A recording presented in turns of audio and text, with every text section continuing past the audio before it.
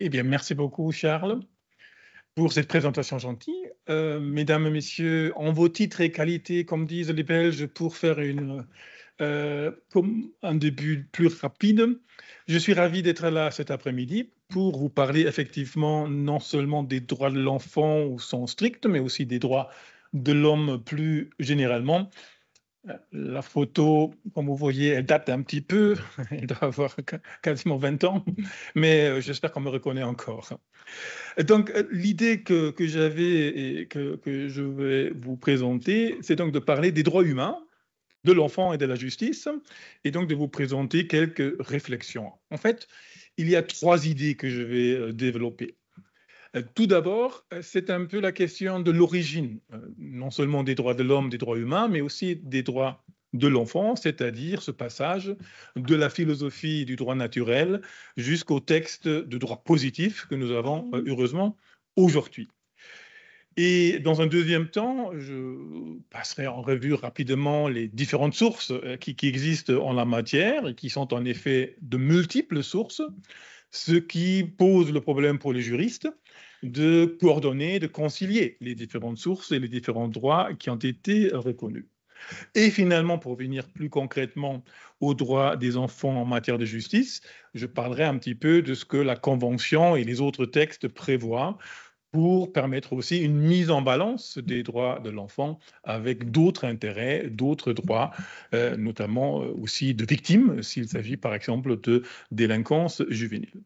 Donc, premier point, je remonte un peu aux origines et donc j'ai pas pu résister au plaisir de vous amener deux vieux livres parce que je collectionne un peu les livres de droit naturel, là du XVIIIe siècle, d'auteurs qui ont écrit sur la question. Alors un des tout premiers, là je l'ai pas amené, c'est Thomas Hobbes.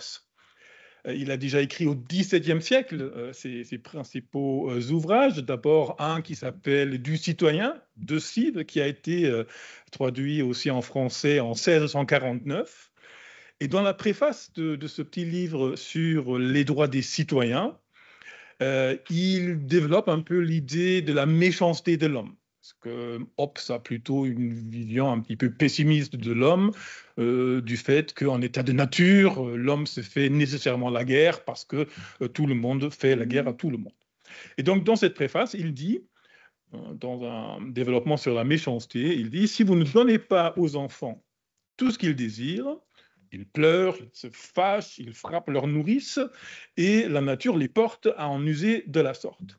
Cependant, il ajoute, ils ne sont pas à blâmer, parce que étant privés de l'usage de la raison, notamment les jeunes enfants, ils sont exempts, dit-il, de tous les devoirs des autres hommes. Et ça, c'est classique dans l'approche des auteurs du droit naturel. Ils raisonnent toujours en droit et en devoir, en droit et obligation. Alors, Hobbes va ensuite beaucoup plus loin dans un autre ouvrage qu'il a publié en 1655 sur les corps politiques. Là, il développe l'idée que l'enfant est absolument soumis par la force des lois de la nature au père et à ses parents, et qu'il doit donc une obéissance absolue, et que même, dit-il, les parents auraient le droit de sacrifier l'enfant, de l'abandonner, voire même de le tuer. Alors là, il est heureusement resté un peu seul. On est au milieu du XVIIe siècle.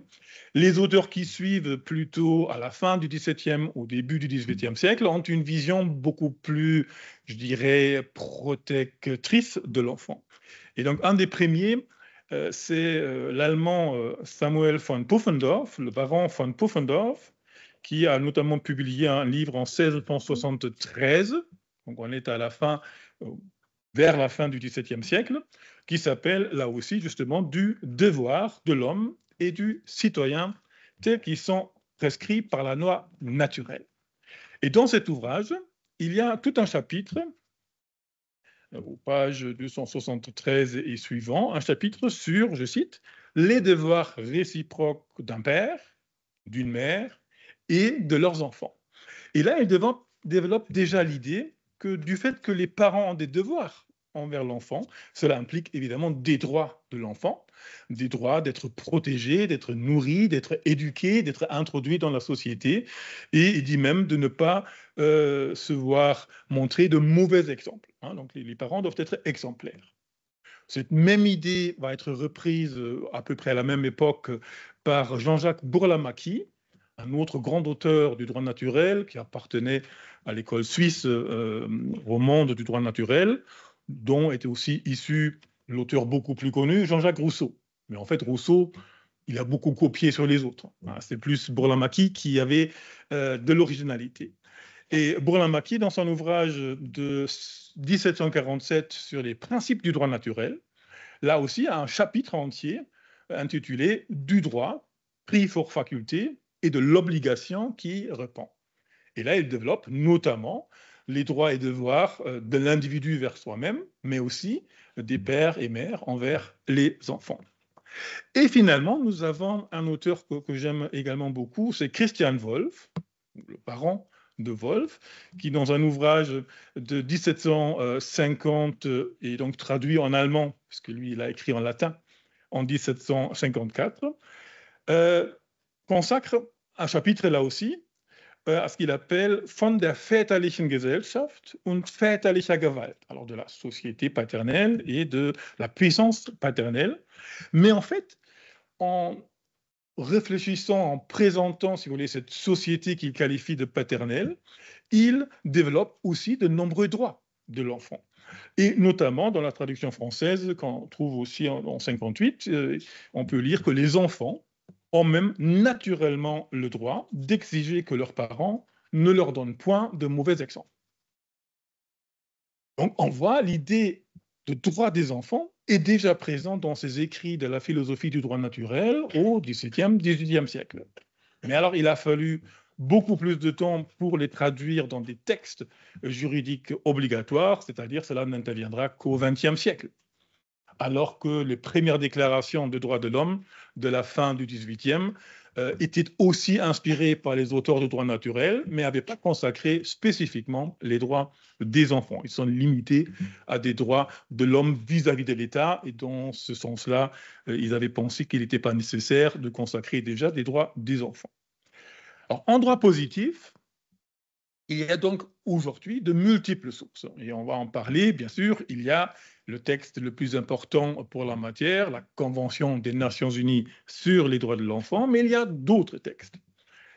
Et puisqu'il y a une multiplicité, qui dit multiplicité de textes, dit besoin de concilier, de coordonner, notamment les juges ont cette tâche parfois un peu difficile, d'autant plus qu'il y a là des textes qu'on qualifie d'universels, les textes, notamment la Déclaration universelle des droits de l'homme, c'est-à-dire qui reconnaissent des droits pour tous les êtres humains sans distinction.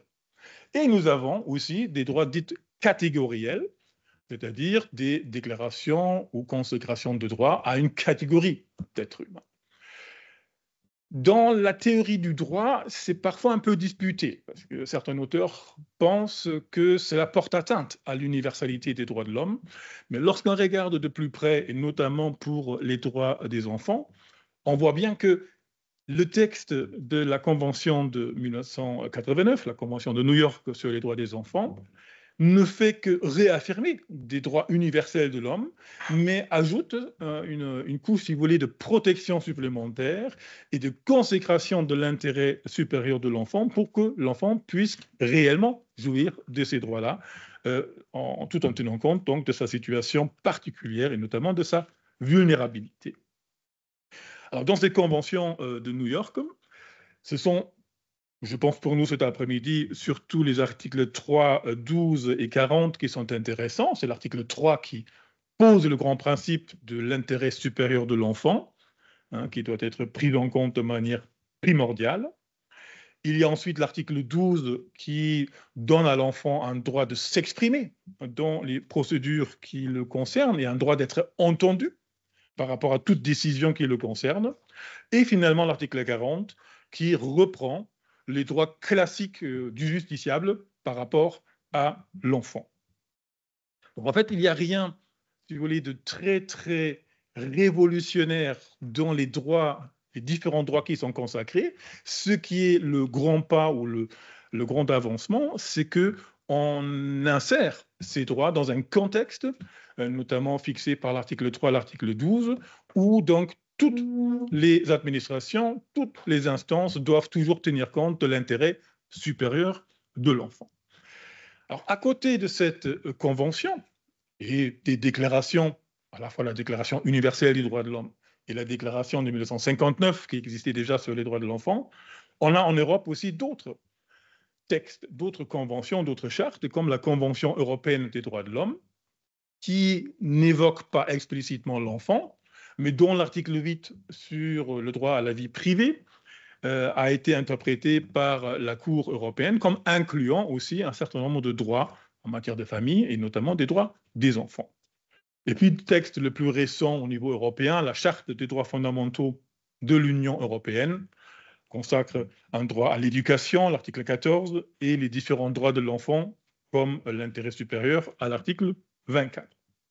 La Constitution luxembourgeoise, enfin, lorsqu'elle a été modifiée et entrée en vigueur dans sa version modifiée en juillet 23, le consacre également. L'article 15 reprend à une petite différence près la formulation de la Convention de New York, puisque on dit que l'intérêt de l'enfant est pris en considération de manière primordiale, mais on ne dit pas l'intérêt supérieur de l'enfant. Là déjà, on voit qu'il y a une petite différence qui peut poser problème éventuellement à des juristes qui auront à se pencher sur la question. Et puis, autre chose un peu curieuse, il y a dans la Constitution luxembourgeoise aussi toujours un article 56, paragraphe 1er, sur la succession du grand-duc. Et là, il est précisé que seuls les enfants nés d'un mariage ont le droit de succéder, ce qui est évidemment clairement une discrimination qui figure dans la Constitution, qui est peut-être contraire à l'article 15, paragraphe 1er, qu'il faudra un jour éventuellement traiter. Et puis, nous avons donc sur la table, d'où aussi la conférence, un projet de loi et 2 avant-projets de loi sur la question de la protection de l'enfant, sur le droit pénal pour mineurs et sur la question des mineurs victimes et témoins. Donc, il y a de quoi faire. Alors, dernier point, pour rester aussi dans le temps qui m'a été imparti, comment mettre en œuvre ces droits de l'enfant et surtout comment les mettre en balance, éventuellement avec d'autres intérêts, avec d'autres droits. En matière de droits de l'homme, c'est souvent là la question concrète qui se pose devant les juges. Le plus souvent, il n'y a pas seulement un droit qui est en cause, mais il y a plusieurs intérêts, voire des droits antagonistes. Alors, en matière de justice, il est clair que la Convention de New York crée maintenant pour les États qui l'ont ratifiée, y compris le Luxembourg, donc, à la fois des obligations positives et des obligations négatives. C'est-à-dire une obligation positive de protéger l'enfant, de mettre en place un cadre juridique, un cadre légal qui permet cette protection de manière effective, et évidemment aussi des obligations négatives, c'est-à-dire de ne pas s'ingérer dans les droits de l'enfant, de ne pas y porter atteinte. Alors, il y a eu cette année, il y a eu 2 grands arrêts de la Cour européenne des droits de l'homme relatifs au changement climatique. Et là aussi, il y a cette logique sous-jacente, à la fois des obligations positives et négatives, mais aussi la question des enfants. Pourquoi? Parce qu'il y avait 2 grandes affaires qui ont été jugées par la Cour européenne des droits de l'homme, je crois que c'était au mois d'avril. L'affaire dite Klimaseniorinnen contre Suisse, contre Schweiz, et une affaire Duarte Agostinho et d'autres jeunes Portugais contre Portugal et 33 autres États. Donc une affaire où les requérants étaient des personnes âgées, ils s'appelaient eux-mêmes les Klimaseniorinnen, qui ont, eux, obtenu gain de cause. La Suisse a été condamnée pour ne pas avoir respecté les standards en matière de réduction des gaz à effet de serre.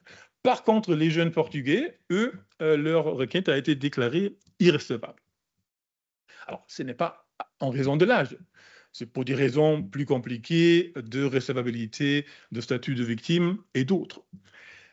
Ce qui était intéressant dans ces affaires-là, c'est que la Cour européenne des droits de l'homme, comme déjà l'année précédente la Cour constitutionnelle allemande, fait un lien entre les droits de l'homme et les droits des générations futures. Et là, évidemment, l'enfant étant par définition partie des générations futures, je pense qu'il y a un ensemble de droits importants auxquels il faudra réfléchir. Et donc de combiner ici droit de l'enfant et droit à la protection de l'environnement, voire droit à la neutralité climatique, comme le prévoit d'ailleurs la Constitution luxembourgeoise. Deuxième point, donc plus concrètement sur la question des droits de l'enfant en matière de justice, de la question, est-ce qu'il y a un effet horizontal? Est-ce que les droits de l'enfant sont seulement garantis contre l'État ou est-ce qu'ils sont contre toute autre personne? Et donc là, évidemment, la question peut se poser, qu'y a-t-il dans une affaire pénale où l'enfant est victime d'autres enfants, par exemple? Comment tenir compte de l'intérêt supérieur des deux enfants, l'un délinquant, auteur d'actes, l'autre victime? D'ailleurs, lorsqu'on voit l'enfant devant la justice, évidemment, il peut y apparaître, et les trois projets ou l'avant-projet de loi le montrent, sous différentes qualités. Il est toujours un enfant donc vulnérable et nécessitant une protection spéciale, mais il peut être témoin, il peut être accusé, il peut être partie civile, il peut être victime, simple justiciable, requérant ou partie défenderesse. Donc, il y a beaucoup de relations potentiellement compliquées qu'il faudra résoudre. Un problème auquel j'ai été indirectement confronté, c'est que lorsque les enfants sont auteurs de crimes, nécessairement, dans le procès pénal qui est fait contre eux, ils sont assistés, comme des avocats, comme toute partie, mais aussi par des personnes de services de jeunesse, notamment, pour tenir compte de leur intérêt supérieur. Mais lorsqu'il y a une victime en face, et il y a une affaire dans mon entourage où une femme a été finalement lourdement agressée et frappée par 3 garçons entre 13 et 17 ans, et elle, comme victime, a été partie civile, la victime arrive tout seul dans le procès et les enfants auteurs sont entourés de nombreux avocats et d'autres personnes représentant les services sociaux. Ça crée un certain déséquilibre. Et donc, il faut voir aussi que l'intérêt supérieur de l'enfant ne nuise pas aux intérêts d'autres parties en justice. Alors justement, ce concept de l'intérêt supérieur de l'enfant, quelle est sa portée et quelles sont les difficultés d'application? La portée du principe, elle est très très large, ça c'est clair. La Convention de 1989 a prévu que cet intérêt supérieur de l'enfant soit le principe même de la Convention et qui doit être utilisé par tout juge ou pour toute personne, même pour interpréter les clauses individuelles. Ça, c'est le comité des droits de l'enfant qui l'a dit officiellement dans une de ses décisions. C'est le principe qui guide toute la Convention. Mais alors, qu'est-ce que c'est l'intérêt supérieur de l'enfant? D'ailleurs, lorsqu'on regarde les autres versions linguistiques, en allemand, on parle de das Wohl des Kindes. Bon, ce n'est pas exactement la même chose que l'intérêt supérieur, ou en anglais, the best interests of the child. Donc la notion d'intérêt supérieur, j'ai peur qu'elle guide un petit peu vers une direction compliquée, parce que en justice, on ne pourra pas dire que de manière absolue et toujours et primordiale, l'intérêt de l'enfant est supérieur aux autres intérêts. C'est peut-être pas ça non plus qu'on a voulu dire. Et donc, je pense que la notion allemande de Kindeswohl ou de Wohl des Kindes est peut-être plus appropriée. Donc, l'intérêt de l'enfant, il faut en tenir compte, ça c'est clair, et de manière primordiale. Il faut prévoir des procédures qui le permettent, peut-être des personnes spécifiquement formées qui assistent l'enfant en justice, mais ça ne veut pas dire que l'intérêt de l'enfant prime sur les autres intérêts légitimes en place. Alors la Convention ne dit pas non plus, dans un cas précis, quel est l'intérêt supérieur de l'enfant. Et donc dans d'autres pays où on connaît encore le travail des enfants, eh bien, l'argument qui est avancé parfois, c'est de dire toute la famille a besoin de ce travail de l'enfant pour subvenir aux besoins de toute la famille. Et donc, c'est aussi dans l'intérêt de l'enfant qu'il contribue, évidemment, en des proportions gardées, voire en matière d'accès à l'éducation. Il y a des pays où l'accès des femmes, des filles à l'éducation est très fortement limité. Ça, c'est difficile à voir comment ça peut être dans l'intérêt supérieur de l'enfant féminin. Et donc, Quant à la mise en œuvre, dernière remarque, bien sûr, l'enfant est un être qui évolue. Donc la justice doit tenir compte aussi du fait que l'âge avançant, le discernement augmente, comme le dirait Thomas Hobbes, l'accès à la raison devient possible et donc l'enfant peut être pris comme une personne humaine aussi quasiment adulte. Et donc là, il faut trouver des mécanismes qui permettent de suivre l'évolution de l'enfant en matière de raisonnement et de discernement. Alors, en pratique, donc, ça ne va pas toujours être facile. Et la question donc, qui se pose, entre autres, c'est quelles sont les personnes, quels sont les professionnels les mieux qualifiés pour accompagner l'enfant en justice? Est-ce que c'est le magistrat? Est-ce que c'est un tiers? Est-ce que c'est un avocat? Est-ce que c'est un pédagogue spécialement formé? Ou est-ce qu'il faut créer éventuellement une nouvelle profession de personnes capables de représenter le meilleur intérêt de l'enfant devant la justice? Voilà les quelques remarques, les quelques réflexions que je voulais vous faire et je vous remercie pour votre attention. Merci beaucoup.